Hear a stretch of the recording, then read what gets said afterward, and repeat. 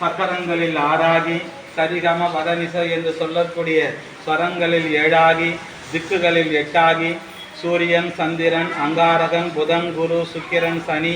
ராகு கேருக்கள் என்று சொல்லக்கூடிய கோழனா கிரகங்கள் 9ஆகி மனிதன் வாழ்ந்து இபகரம் என்று சொல்லக்கூடிய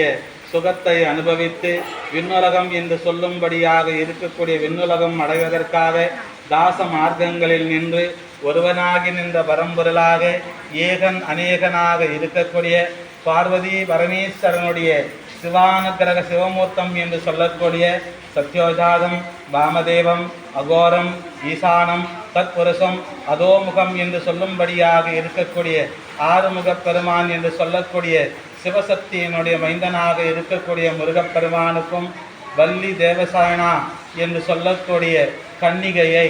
இப்பொழுது கன்னிகாதானம் செய்விக்கிறோம். 2 பேரும்